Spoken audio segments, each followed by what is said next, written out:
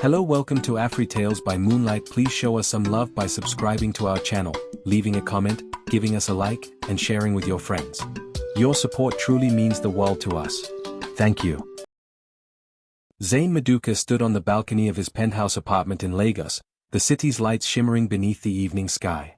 At 29 years old, he was a young tech entrepreneur who had already earned a reputation for cutting-edge innovations and an enviable stream of awards. Yet, in this moment, those accolades felt hollow. He lifted his eyes, absorbing the kaleidoscope of the skyline as if storing its memory in his mind.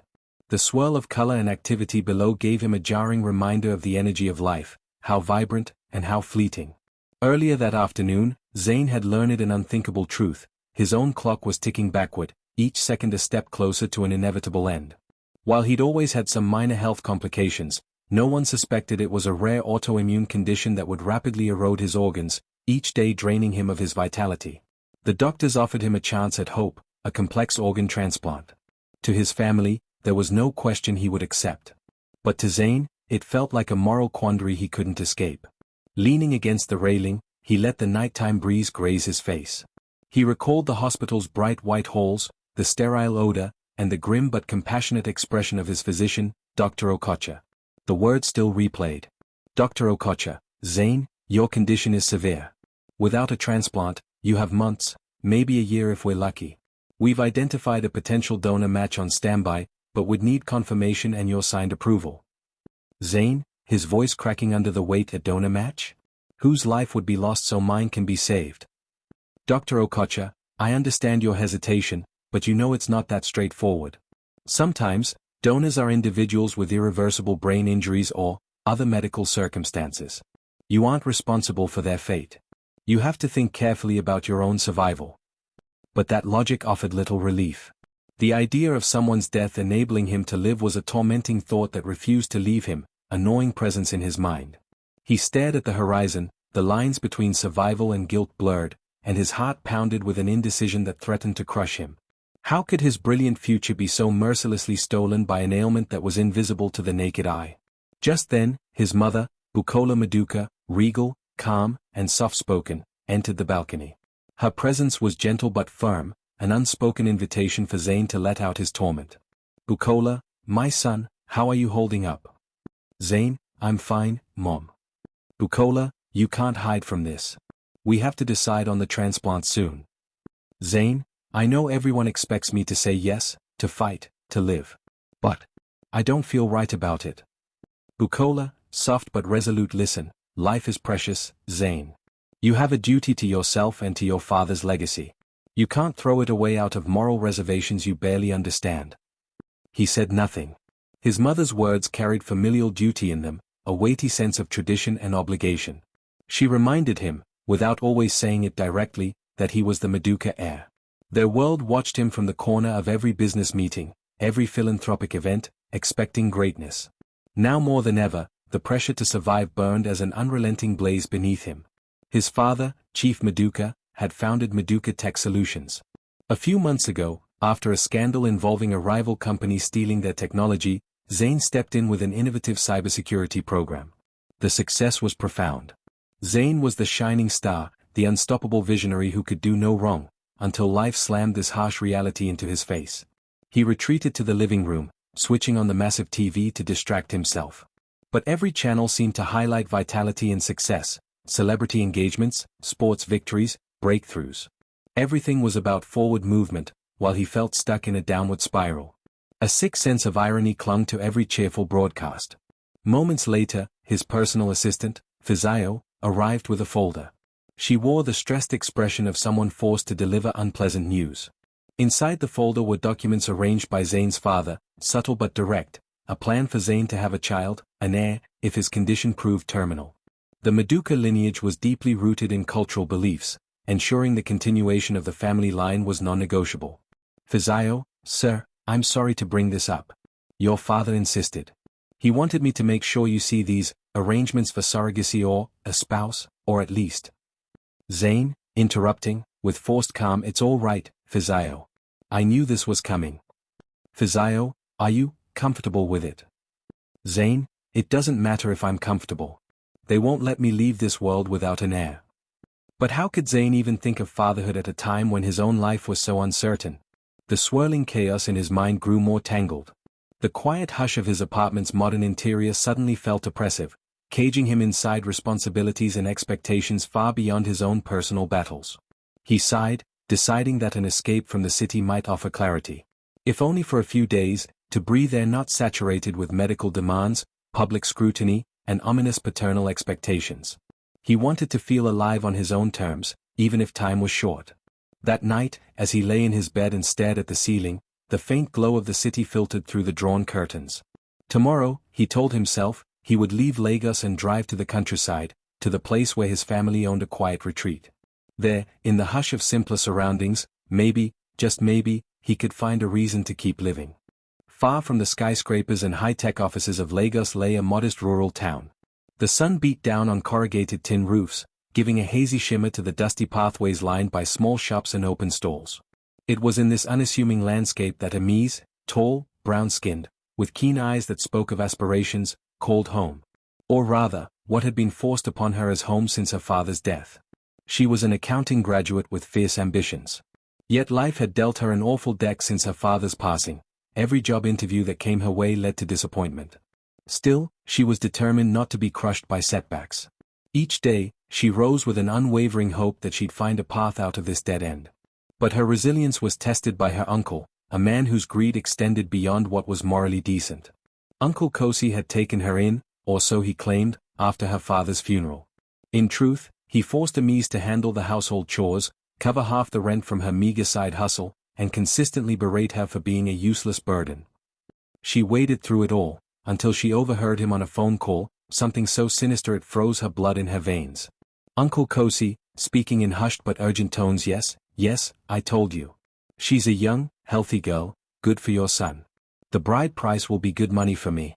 I don't care what she thinks. She has no one else. Amise felt her heart slam against her ribs. After the call ended, she confronted him. Amise, Uncle, what was that about? Who are you trying to sell me to? Uncle Kosi, snarling, watch your tone, girl. You think I don't see how you eat my food, use my house, and give me nothing in return? Consider yourself lucky someone's willing to marry you for a decent bride price. Amise, I will not be traded. I refuse to be anyone's property. My father would. Uncle Kosi, pointing a finger in her face, your father is dead, and so are your illusions of independence. Trembling, she realized how dire her situation had become. Her father had once been an employee on the Maduka estate, proud of his job and loyal to the family. After his passing, everything spiraled. She struggled to piece together enough to survive, but it was never quite enough to escape Uncle Kosi's domain. That same evening, things escalated. Uncle Kosi threatened to throw her out. Fear and anger bled together in her mind. Rather than yield to emotional blackmail, she stood her ground. Amise, fine, throw me out. I'd rather sleep on the streets than be sold to some stranger for your profit. Uncle Kosi, you ungrateful wretch. He slammed his fist on the table, sending a half-finished bottle of palm wine tumbling. I'll do just that. And so, she found herself on a dusty road, a small duffel bag of belongings slung over her shoulder, heartbreak roiling in her stomach. She had no immediate family to run to, relatives had kept their distance, and old friends had their own issues. She wandered to a local market area, where an acquaintance, Kike, ran a small kiosk. Though Kike tried to help, she couldn't offer more than a night's rest on a thin mat in a cramped backroom. It was hardly a solution, but it was something. The next morning, while walking the length of a quiet, tree-lined path near the outskirts of the town, she thought about her father. She recalled his gentle voice, encouraging her to aim high, to seek better opportunities. The memory fueled her resolve. She might be homeless now, but she would not be helpless. She had to find a way out, perhaps return to Lagos, attempt more interviews, or even look beyond the country's borders. Anything to break free from this chain of misfortunes. Despite her bleak circumstances, a flicker of optimism sparked in her heart. She was free from Uncle Kosi's tyranny at last. But freedom also meant vulnerability. With her finances nearly depleted, no stable job in sight, and no roof over her head, her future seemed more uncertain than ever. That day, she decided to search for temporary work. Even a menial job might help her save enough money to travel. So she cleaned, did laundry for neighbors at a small fee, sold water sachets to passing traders, anything honest that would get her through the day. By the time the sun sank, she had a few more naira in her pocket, but definitely not enough to secure a real escape. She retreated to a makeshift corner in Kike's kiosk, her back propped against a wooden crate. A single kerosene lantern lit the space, and the flickering light danced on the thin walls, whispering illusions of possibility. She tried to rest, but sleep evaded her. She found herself leaning against the wall, lost in thoughts of her father's old stories about the Maduka estate. He had once described a young boy, the heir, who would run around the gardens, chasing squirrels and playing pranks on the staff. Was that boy still alive, she wondered? Had he become a man? She remembered glimpses of the Maduka family photo her father kept. A handsome couple with a child in fine tailored clothing. A life so far removed from hers, yet, ironically, their destinies were about to collide. Zain arrived at his family's countryside retreat the following day, the powerful hum of his black SUV navigating the uneven, winding roads. The property was a sprawling estate once designed as a peaceful getaway from Lagos's hustle. Tall trees bordered the driveway, their leaves whispering secrets whenever the wind passed through. The house itself was discreet and old-fashioned, a stark contrast to the sleek penthouse he called home. He'd barely settled in when he heard a commotion outside. Some local youths were milling around, offering to wash his car for a small fee. Zain obliged, handing them a few bills, more out of goodwill than genuine need for the service. As they diligently went about their task, one teenage boy made a hushed remark. Teenager, muttering to his friend, unaware Zain could overhear, "I heard the Maduka heir is sick. My mother says he came here to hide from the city. Maybe he's dying." Zain pretended not to notice. It didn't surprise him that rumors about his health had begun circulating. He went inside, intending to lose himself in the quiet. But there's a certain desperation loneliness brings, and it wasn't long before it gnawed at him. He put on a casual t-shirt and decided to take a walk toward the local market, only a few miles down a dusty road. The sun was at its apex, the heat dense, but he felt an urge to connect with something real, maybe even find a moment of normalcy away from the stifling weight of his impending decisions. Halfway along the path, he spotted a figure slumped by the roadside. As he drew closer, he realized it was a young woman in threadbare clothing, hugging a small bag to her side. She seemed exhausted or unwell, her posture sagged in a way that screamed fatigue. Without hesitation, he approached. "Zain, hey, are you all right?" "Amiz, she looked up, startled. Their eyes locked. "I'm fine, just a bit dizzy." "Zain, you don't seem fine. Can I help you up?" She winced, reluctant to accept assistance from a stranger. But the kindness in his eyes softened her defenses. He offered her a bottle of water, which she gratefully took. She introduced herself hesitantly, "Amiz." He nodded in quiet acknowledgement. They walked side by side for a few minutes. Zain sensed this woman was in some trouble, and though he was no stranger to charity, something about her was different. She carried herself with dignity beneath the layer of exhaustion. Their conversation was brief, but loaded with subtext. "Zain, what brings you out here?" "Amiz, looking for temporary work. Trying to get enough to start fresh." "Zain, no family you can rely on." "Amiz," her voice trembling slightly, "my father died last year. He worked for a wealthy family once. But after he passed, everything fell apart. My uncle," she paused, uncertain of how much to disclose. "Anyway, it's complicated." Zain wondered if fate was meddling in his life. He was, after all, in desperate need of clarity, maybe even the companionship of someone who wasn't suffocating him with expectations. Yet, he pushed away the thought that was forming in his mind, some half-formed notion that this woman could be part of a bigger plan. They eventually parted ways near the market, but not before Zain slipped her some money, more than she likely expected. "Amiz, I can't accept this." "Zain, think of it as a loan. Pay me back when you can." She nodded, both grateful and embarrassed, clutching the cash with trembling fingers. She was determined to repay every naira, no matter what. Pride flickered in her eyes, a pride that refused to be extinguished by her circumstances. That evening, Zain found himself restless. The estate's silence, once a comfort, now felt vast and isolating. He recalled his mother's insistent words, father a child, find a partner, secure the family line. He also recalled Amiz's tears as she described her predicament, even in the brief terms she'd used.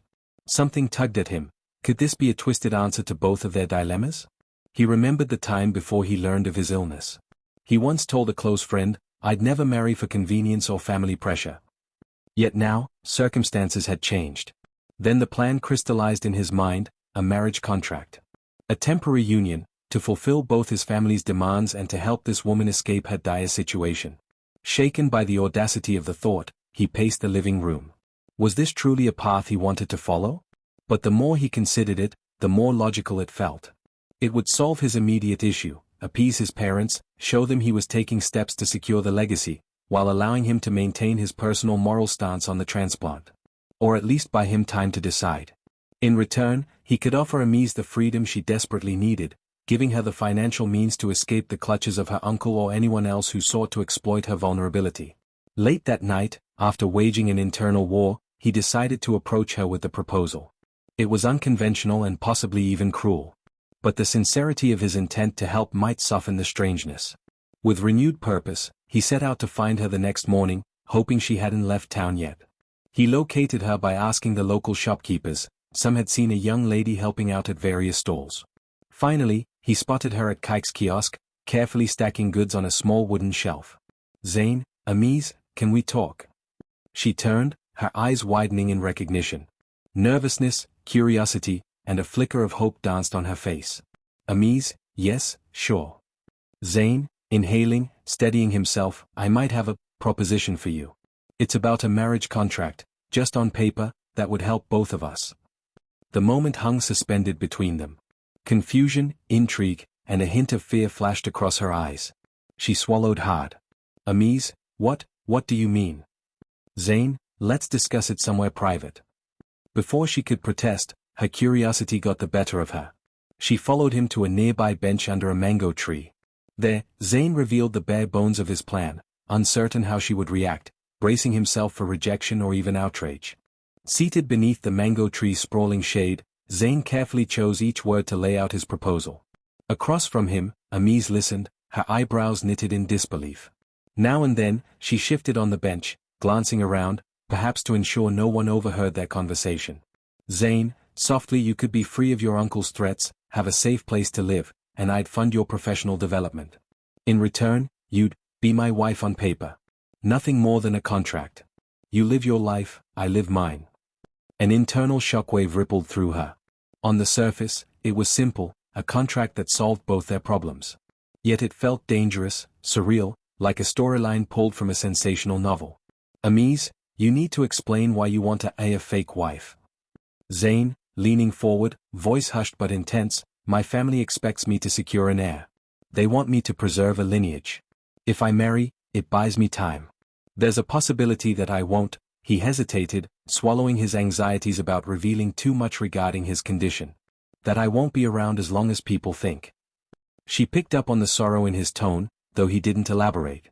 Slowly, bits of empathy began creeping into her confused mind. "Amise, so, you're basically using this to..." "Zane, yes, to satisfy my family. But you'd benefit too. I'll make sure you have resources. Maybe you can get your own place, start a business, or continue your education. Whatever you want." Amise looked down, heart pounding. The proposition was outlandish. Yet her dire situation demanded that she consider any lifeline. And while she didn't know Zane well, he seemed earnest, not predatory like her uncle. On a moral level, she wrestled with whether such a deception, marrying without love or emotional commitment, would tarnish her integrity. Then again, had life left her any conventional choices? "Amise, I don't want to be purchased like goods. If I do this, I repay you, every kobo, in time." "Zane," his voice gentle, "I'm not buying you, Amise. I'm offering help. But if it makes you more comfortable, keep track of the expenses, and pay back what you can when you can." She inhaled deeply, gaze directed toward the dusty horizon. "Amise, all right. I'll think about it. But no one controls me, not even you, no matter our arrangement." Zane, smiling slightly, agreed. "I don't want to control anyone. Let's keep this simple and respectful." They spent the rest of the day discussing logistics.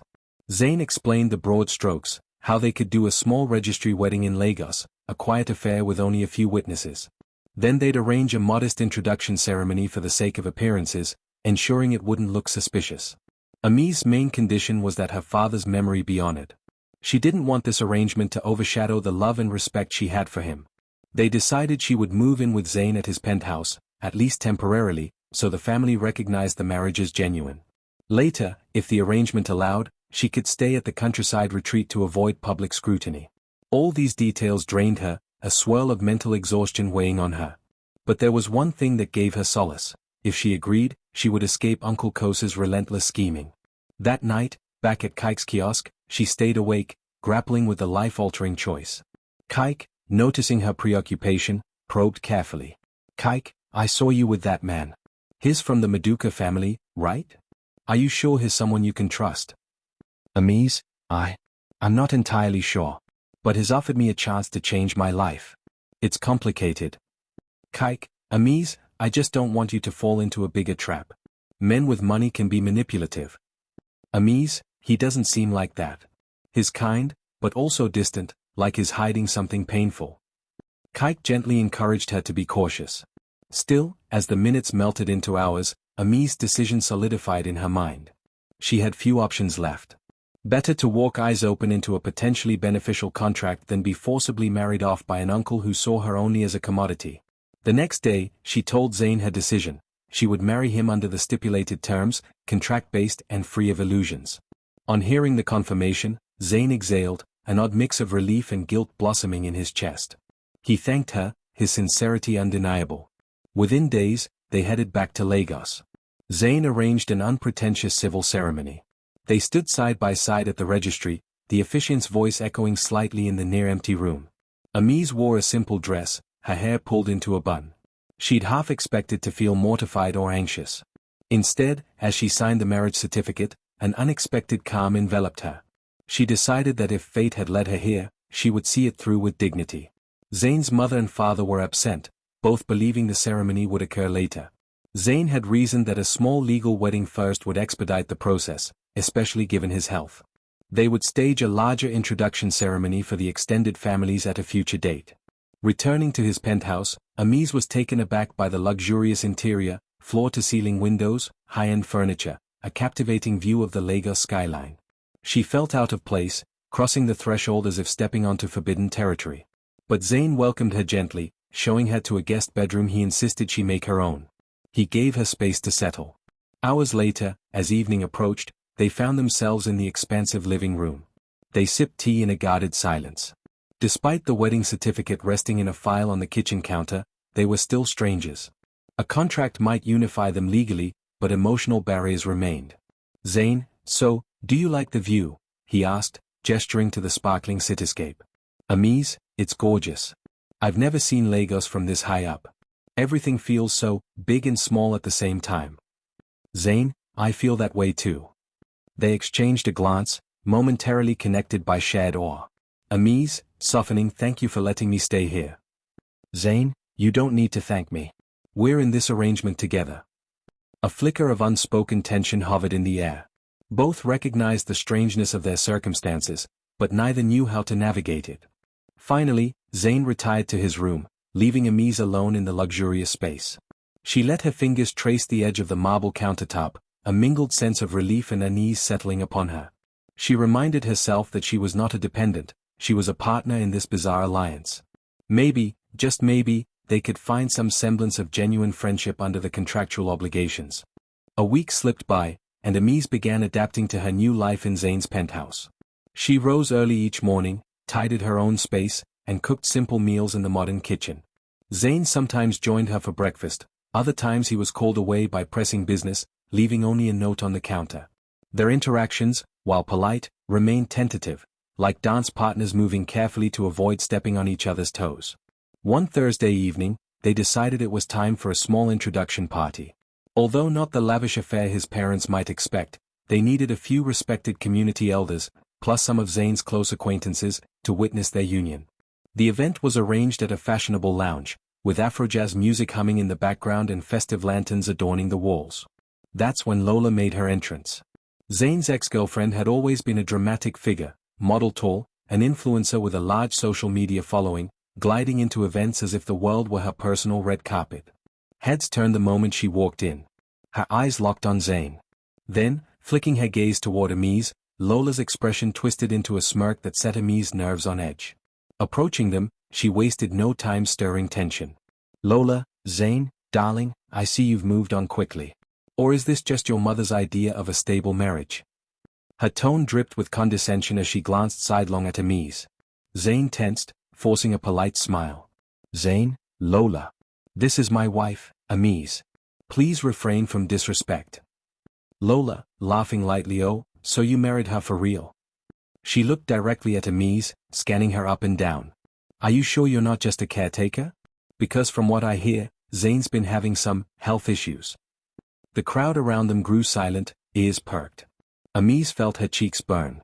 She knew bits and pieces about Zayn's condition. Though he hadn't shared details, it was enough to know it was serious. She bristled at Lola's cruel attempt to shame them. Before Amise could speak, Lola turned more vicious. Are you even aware your new hubby doesn't plan on living long? Everyone in certain circles knows about his so-called moral crisis over a transplant. Or maybe you're just in it for the money he's left. A hush fell like a dropping curtain. Amise's heart hammered. She felt the stares of strangers. Anger bubbled in Zayn's eyes, but a glimmer of embarrassment also lingered. He took a breath, trying to maintain composure. Zayn, Lola, that's enough. This is none of your business. Please leave. Lola, I'll leave, but not before I warn this poor girl. Zayn will guilt-trip you with his condition. You might think you're his wife, but trust me, it's a pity romance. She sauntered off, leaving the lounge in stunned silence. A few guests tried to go back to small talk, but the mood was ruined. Amise felt as if the floor had shifted beneath her. She turned to Zayn, searching his eyes. Amise, voice trembling, is it true you refused a transplant? Are you dying, soon? He looked down, face tight with anguish. Zayn, I didn't want you to find out like this. It's complicated. Amise, so, is that why you rushed into this marriage? Because you're sick. Zayn tried to speak, but words failed him. He reached for her arm, but she instinctively pulled away. She felt betrayed. Though they had an agreement, she had allowed herself to hope there might be some sincerity forming between them. Now, everything seemed overshadowed by the possibility that he was just searching for a quick fix to his family's demands before his life ended. Rather than create a scene, Amise calmly excused herself from the lounge, stepping out into the cool night air. Her ears buzzed with the echo of Lola's words, pity romance. She wasn't naive, she knew this wasn't a conventional union. But the knowledge that he might actually be dying, and had failed to fully disclose this, shook her sense of security. Zayn followed her outside minutes later. He found her leaning against a pillar near the parking area, blinking back tears. Taking a cautious step forward, he spoke softly. Zayn, I never wanted to hurt you. I didn't want you to feel trapped in something you didn't understand. I do have a serious condition, yes. I can live if I get a transplant. But, it doesn't sit right with me. I've seen too much heartbreak around these organ trades, and I can't shake the guilt. She listened, letting him speak, but her eyes remained distant. Amise, so you plan to just wait it out? How could you marry me knowing you might not be around a year from now? Zayn, exhaling, I'm sorry. I tried to handle it my way. If you want out, I understand. I'll still help you financially, no strings attached. I don't want you to be stuck in. Amise, cutting him off, voice trembling, no, that's not the point. I just feel like I've been left in the dark. How could you keep such an important detail from me? They stood in pained silence, the hum of distant traffic filling the void. Eventually, Zayn gently took her hand in his, and this time, she didn't pull away. For all their contractual terms, they were two humans precariously perched on the edge of heartbreak. In that moment, words escaped them. A swirl of conflicting emotions enveloped them, anger, fear, empathy, and a budding but complicated sense of care. The days following Lola's disruptive appearance weighed heavily on Zayn and Amise. Their newlywed facade to the outside world had cracks that threatened to shatter at any moment. At the penthouse, a tense hush replaced their earlier, cautious warmth. Amise no longer greeted Zayn with a tentative smile in the mornings. Zayn no longer lingered with small talk at dinner. They coexisted, distant yet aware of each other's presence. One gloomy afternoon, Amise decided she needed answers. She had asked Zayn about his father's estate workers. Her father, she recalled, once mentioned working there. But Zayn had brushed off her questions, likely distracted by his own struggles. Today, Amise quietly slipped away to rummage through the old library room near the penthouse lounge. Zayn's father had left behind many photo albums, estate documents, and records. Leafing through them, she stumbled on a thick folder labeled Emergency Medical Donor Files. Her pulse quickened. The folder contained references to organ donations and matches for the Maduka family. She turned page after page until she saw her father's name scrawled on a line, Okchukwai, deceased. Beneath it, organ donor, kidney, partial liver. A wave of chills coursed through Amise, turning her hands cold as ice. Was her father the donor who saved Zain? The timeline looked suspiciously close to her father's death. She slammed the folder shut, heart racing. Could it be that her father's passing wasn't merely from an accident, as she'd always been told? That night, her emotions churned restlessly. She confronted Zain in the living room, where he sat, eyes dim as he browsed mindlessly through the channels. Amise, we need to talk. Zain switched off the TV. The gravity in her tone was impossible to ignore. Zain, I'm listening.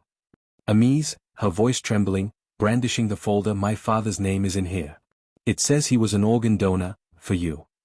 His eyes snapped toward the folder. His stomach sank. He knew eventually the truth might surface, but not like this. Zain, Amise, Amise, he died under mysterious circumstances on the Maduka estate. My uncle said one thing, neighbors said another. You need to tell me exactly what happened. Zain's throat tightened. He had learned the facts a few months ago. At first, he only knew that an employee's organ donation had allowed him to survive a severe health crisis when he was younger. But details had come to light that suggested the possibility of wrongdoing or at least questionable ethics in how the donation was obtained.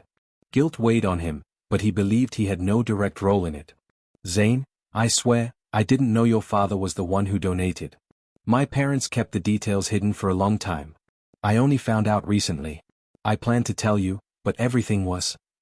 Amise, rage flickering in her eyes, stop. You say you planned to tell me? My father is dead. You're alive because of him. And you couldn't mention it? Do you realize how twisted this is? She flung the folder onto the couch in disgust. Zain attempted to stand, to approach her, but she stepped back, tears collecting at the corners of her eyes. Amise, I can't believe I got tangled up in your life like this, through a contract marriage of all things. My father gave you life. And your family? They never told me, never compensated us. They let me suffer in that dusty town with my uncle's cruelty. My father's death was left uninvestigated, wasn't it? Zain felt the weight of her accusation. He had no immediate defense. Though the Maduka family had vast resources, they sometimes handled crises in ethically murky ways, paying off medical officials, hush money, or simply burying records to avoid public scandal. He was discovering more of these family secrets every passing day. And now, seeing the pain in Amise's face made him feel unworthy of the second chance her father's organ had given him. Zain, I'm so sorry. If I could change what happened. Amise, you can't, she shouted, voice cracking. Then, quieter but laced with venom, you should have told me from the start. No matter what it cost. Maybe I'd have forgiven you if you'd been honest. Tears slipped down her cheeks, but she quickly brushed them away. She turned, hurrying to her room, slamming the door behind her. Zain sank into the couch, head in his hands. He realized with piercing clarity how destructive secrets can be, how they can tear people apart, even with the best of intentions. In her bedroom, Amise curled into herself. She had lost her father, her innocence, and now her sense of grounding. The man to whom she was contractual bound owed his life to her father.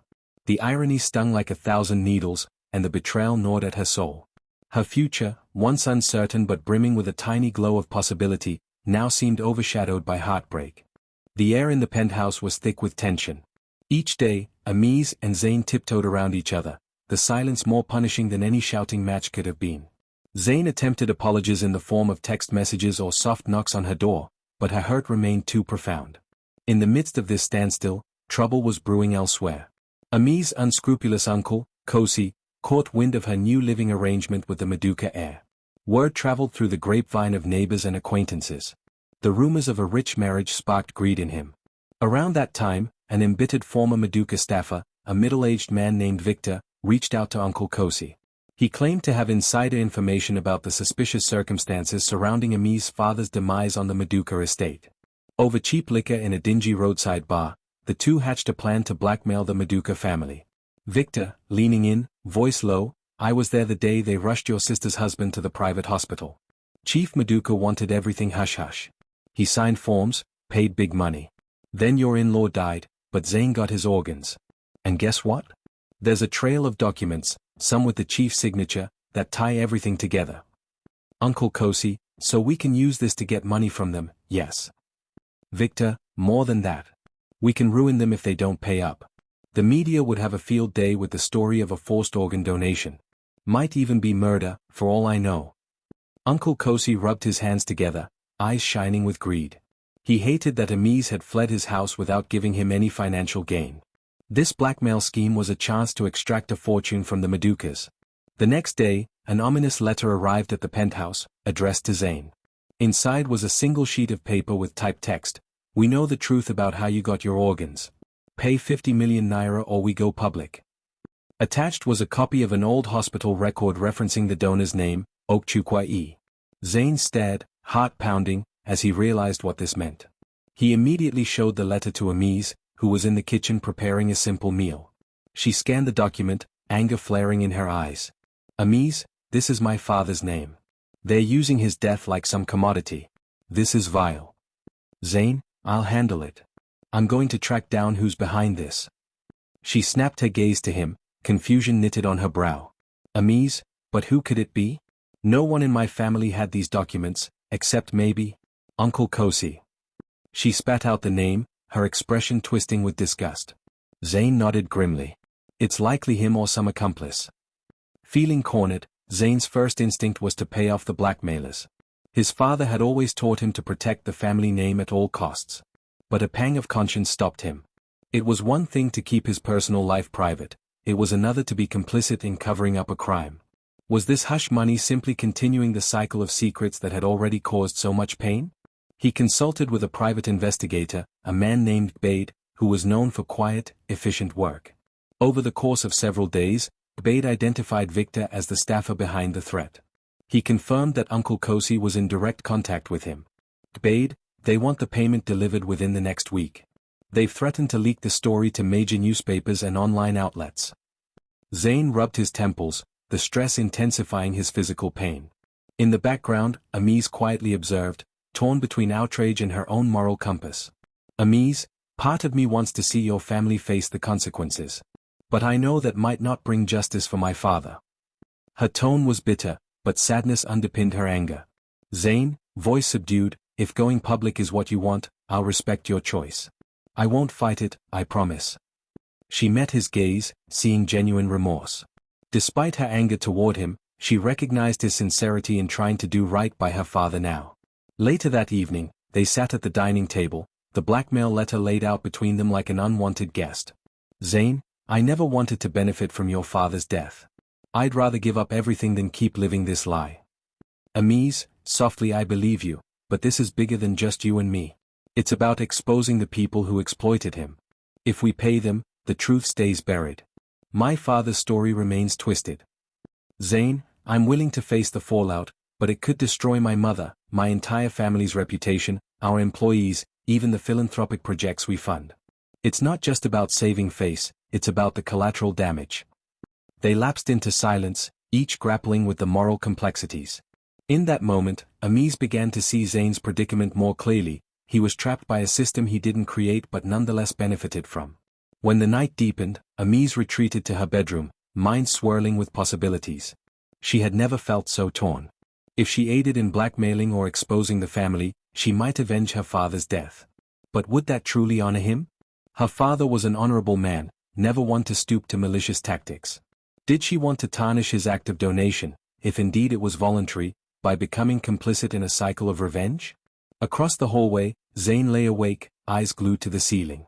He felt the weight of impending choices. The timeline for the blackmail was ticking.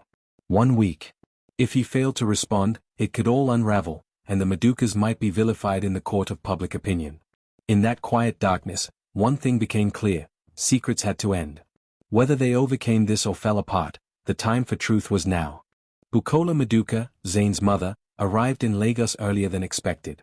Alarmed by rumors of a rushed wedding and potential scandal, she insisted on speaking with her son immediately. She stepped into the penthouse with the poised dignity of someone used to high society but wore a look of genuine concern. Her gaze first fell upon Amis, whose tense posture spoke volumes.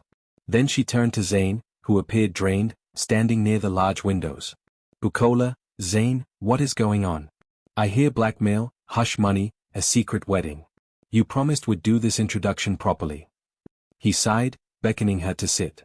Mom, there's a lot you need to know. But let's start with the basic truth. Ami's father was my donor. And the blackmailers are threatening to reveal the details in a twisted way. A flicker of shock and recognition passed across Bukola's features. She took a moment to compose herself before turning to Amis. Bukola, my dear, I'm sorry. None of us wanted it to happen like this. But it was a complicated situation. Amis tensed, her voice laced with bitterness. Was it so complicated to tell the man's daughter that her father gave his life for yours? Bukola pressed her lips together, looking at Zain with concern. Silence lingered until she finally spoke. There's something you both should see.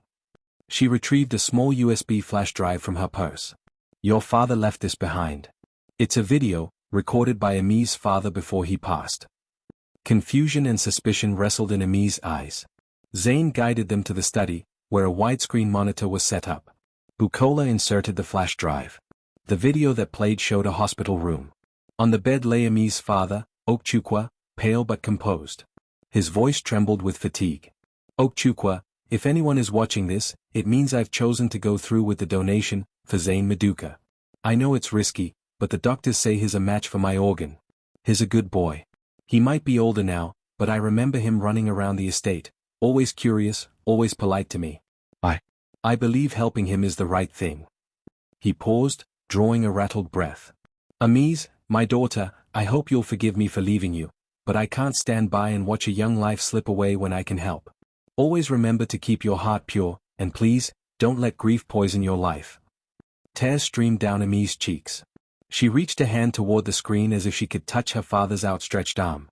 He looked so tired, yet resolved. Zain stood behind her, eyes wet with regret, absorbing each word like a punch to the gut.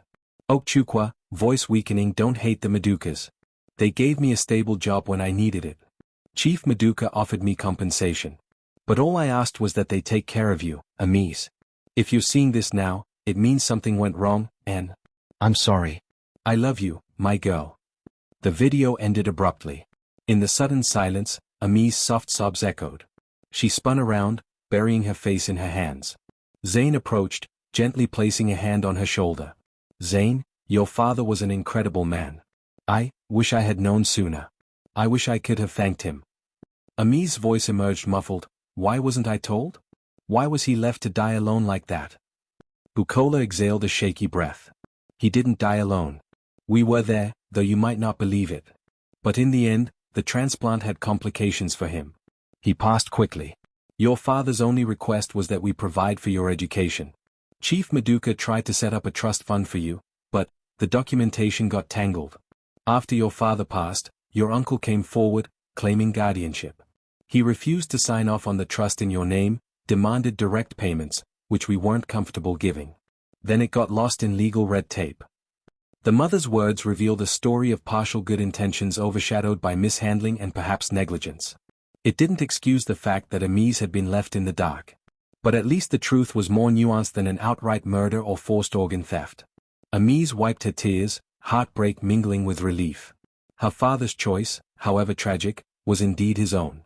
Anger still smoldered, anger at the secrecy, the bureaucracy, at her uncle's betrayal. But the wave of pure rage she felt toward Zain and his family began to recede, replaced by grief and acceptance. She locked eyes with Zain, seeing in them a profound sorrow and a yearning to make amends. He stepped closer, voice trembling with emotion. Zain, I promise you, we'll fight this blackmail together. No more secrets. No more hush money. We'll expose whoever is responsible, but we won't bury the truth. That's what your father deserved. Outside, the sky had begun to glow with the pinkish hues of sunset. The video still hovered on the screen, paused on Okchukwu's gentle smile. Bukola quietly stepped away, giving the two of them a moment alone. Amis turned off the monitor, standing in the hush of the study. She spoke barely above a whisper. He believed in doing good, even if it cost him everything. I won't let that sacrifice be turned into blackmail or manipulated any longer. Zain took her hand, giving it a gentle squeeze. His voice was raw. We'll make it right. I promise. A new day dawned, the tension-laden clouds lifted by renewed resolve. Zain, Amis, and Bukola convened in the penthouse living room, finalizing how they'd handle the blackmailers. Instead of paying them off, they would confront them with the undeniable truth. Okchukwu had willingly donated his organ. The blackmailer's version of events, painting the Madukas as orchestrating a forced donation, would lose credibility. First, they scheduled a meeting with Uncle Kosi and Victor at a neutral location, an upscale restaurant in a quiet part of the city. Zane's private investigator, Bade, arranged the reservations and ensured plainclothes security was nearby if the confrontation went south. When Uncle Kosi and Victor arrived, their body language oozed confidence. They expected fear and compliance, but found Zane and Amiz calmly seated, a small tablet propped up on the table. Zane, good afternoon, gentlemen. Victor sneered. Victor, do you have our money? Zane didn't flinch. Zane, I have the truth. Nothing more, nothing less. Uncle Kosi's eyes darted to Amiz. Uncle Kosi, girl, have you forgotten who fed you, who took you in? She stared back coolly. Amiz, you're the one who forgot. My father entrusted me to you, and you tried to sell me off. Now you're selling him again. Victor slammed his palm on the table. Listen, if you don't pay up, we go to the media and tell them how your father was coerced into donating. How the Madukas practically killed him. That's murder. Zane tapped the tablet screen. A video of Okchukwu's final statement played, the same one Amiz had seen. Uncle Kosi and Victor exchanged stunned looks as Okchukwu's voice resonated in that quiet corner of the restaurant. The father's calm, purposeful words dismantled any argument of coercion. Okchukwu, on screen, I believe helping him is the right thing. I ask that they take care of you, Amiz. When it ended, Zane locked eyes with the blackmailers. Try to spin that story any other way. You'll fail, and the courts will see you for what you are, criminals. Attempted extortion is a felony. Our investigator has enough evidence to sink you. Now, you can choose to walk away, or we can let the authorities handle this. Uncle Kosi's face paled, and sweat beaded on Victor's brow. They realized their plan had collapsed, replaced by the threat of legal repercussions. Uncle Kosi sputtered, I just wanted what was owed to our family. Your father promised a trust fund for her. Amiz, he did. And you turned it down because you wanted direct payments. You wanted to control me. It ends here. I want nothing from you, uncle. Stunned and cornered, the two men grudgingly left without a single naira. Security escorted them out, ensuring they wouldn't try anything rash. In the aftermath, Zane, Amiz, and Bukola remained at the table, relief pouring through them like a cleansing wave. The final vestiges of blackmail withered under the piercing light of truth. Back at the penthouse, it seemed the invisible wall between Zane and Amiz had finally begun to crumble. Later that evening, Amiz stepped onto the balcony to find Zane gazing at the city lights, lost in thought. She joined him quietly, the cool breeze ruffling her hair. Amiz, voice gentle, thank you for everything you did, for standing with me today. Zane, I just did what was right. Your father's memory deserved it. They stood side by side, a soft hush between them. For a moment, the city's clamor felt distant, as if the universe held its breath in anticipation of what they might say next. Zane turned to face her, wearing an expression of unguarded emotion.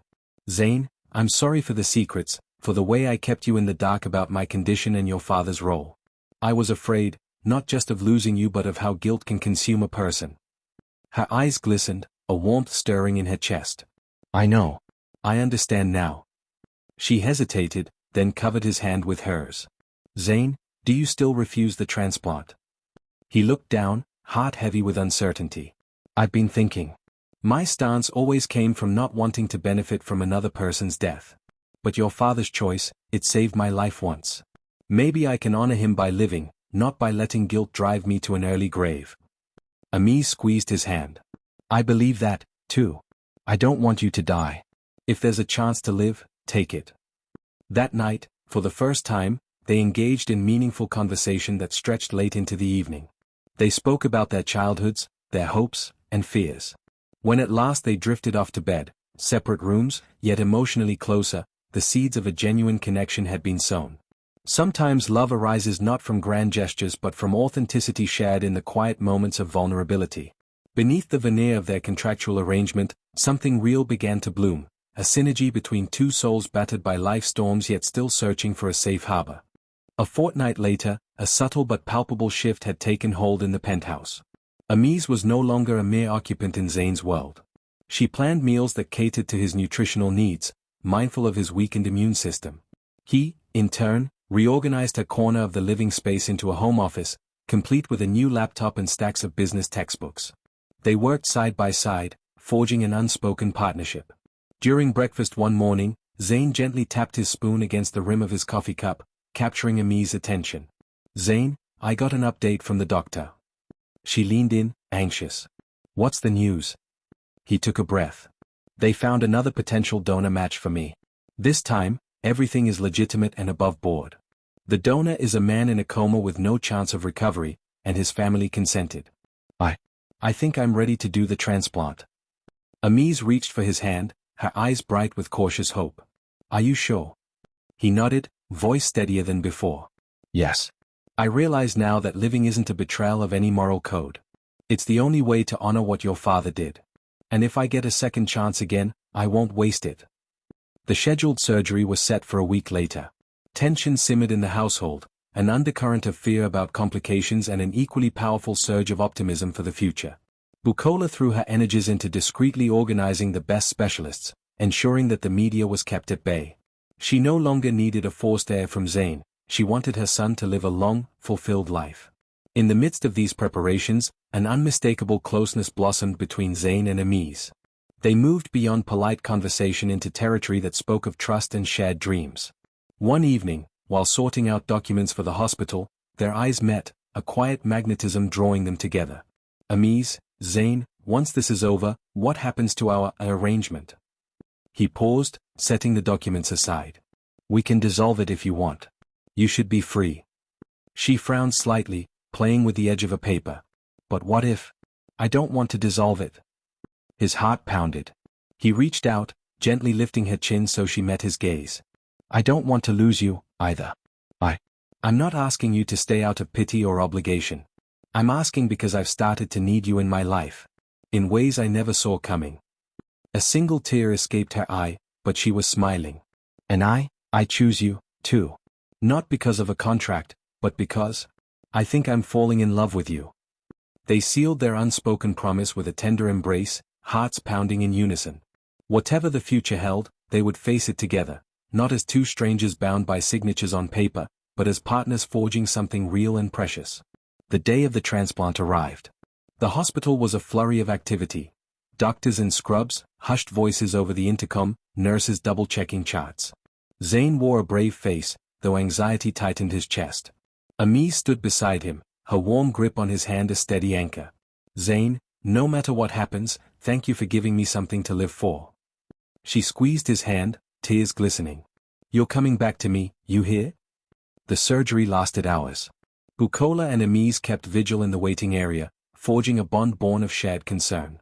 Finally, the chief surgeon emerged, removing his mask to reveal a relieved smile. "Chief surgeon, the operation was successful. Zain is stable. We'll monitor for rejection, but for now, things look promising." A collective sigh of relief swept through them. As soon as Zain regained consciousness, he found Amise at his bedside, eyes full of gentle warmth. She brushed back the hair from his forehead, a soft laugh escaping her lips. "Amise, you made it. Welcome back." His voice was raspy. "Feels like a miracle. My second chance." Recovery wasn't instantaneous, but each day brought small victories. He no longer looked as pale, his appetite returned, and the doctors whispered words of encouragement about good signs. Through it all, Amise was there, reading him news updates, fetching soup, playing comedic videos to lighten his mood. She discovered a strength in herself she hadn't known existed, a caretaker's resilience fused with unwavering affection. 2 months later, Zain was back on his feet, cleared for light activities. The contract marriage was now a memory overshadowed by genuine devotion. While they had never indulged in a grand wedding ceremony before, they decided it was time to celebrate properly, this time, out of love rather than necessity. They organized a simple but heartfelt ceremony at the countryside estate where they first truly connected. Under the shade of tall trees, close friends, select family members, and supportive well-wishers gathered. Amise wore a white dress with intricate embroidery, her face radiant with a joy that echoed her father's wish for her to not let grief destroy her light. Zain, dashing in a tailored suit, stood confidently at her side, the image of a man who had survived death's door not once, but twice. When the officiant pronounced them husband and wife, cheers erupted. Amid the applause, Zayn leaned in to whisper in her ear. We finally found a reason to keep living, each other. Later that evening, as the sun set in a blaze of orange and purple, they strolled hand in hand across the estate's manicured gardens. The hush of dusk, punctuated by chirping crickets, served as a serene backdrop to their contentment. Neither spoke for a long while, each savoring the moment. Finally, Amise turned to Zayn, her voice soft. My father would have been happy to see us today. Zayn nodded, eyes reflecting gratitude. We'll honor him by living fully and loving without fear. They paused, letting a gentle breeze wrap around them. Perhaps this was always the true meaning of second chances, not simply surviving, but transforming sorrow into hope, forging a bond that rose above life's cruelties. In the hush of that luminous twilight, they both understood. When a soul truly remembers love, it transcends any darkness that threatens to consume it. Please don't forget to subscribe, like, comment your thoughts and share. See you in the next story. AFRITALES by Moonlight.